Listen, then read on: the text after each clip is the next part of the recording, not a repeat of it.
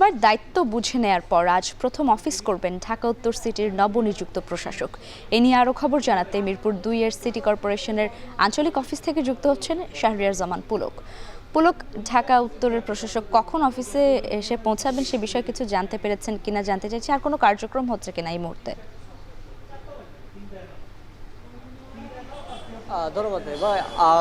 আজকে সকাল থেকেই কিন্তু উত্তরের প্রশাসক যিনি তিনি আজকে শফিকুল ইসলাম খান মিল্টন যিনি সকাল থেকে অফিস করছেন, এবং আজকে আমি যেখানে রয়েছি সেটি মিরপুর ২-এর ডিএনসিসির যে ভান্ডার ও ক্রয় বিক্রয়ের যে বিভাগ রয়েছে সেখানে রয়েছে। এখানে কিন্তু একটু পরেই শফিকুল ইসলাম খান মিল্টন যিনি উত্তরের প্রশাসক এবং স্বাস্থ্য প্রতিমন্ত্রী যিনি এম এ মুহিত তিনি কিন্তু আসার কথা রয়েছে এখানে মশক নিধন কার্যক্রমের একটি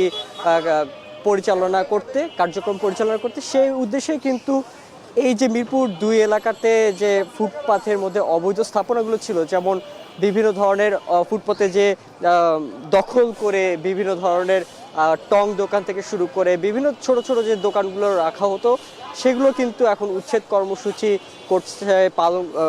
কর্মসূচিতে রয়েছে এই ঢাকা সিটি উত্তর সিটি কর্পোরেশনের যারা পরিচ্ছন্নতা কর্মী রয়েছেন তারা রয়েছেন এখানে। একটু আগেই আমরা দেখছিলাম যে হাতের বাম পাশটিতে কিন্তু পরিষ্কার পরিচালনা করে এখন কিন্তু এই পাশটিতে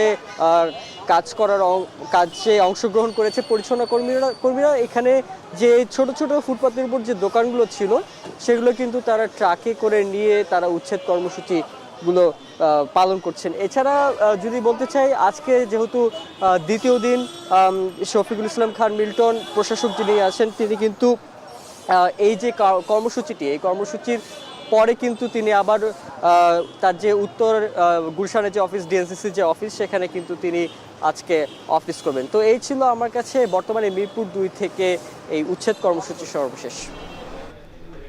মিরপুর ২ থেকে যুক্ত ছিলেন শাহরিয়ার জামান পুলক।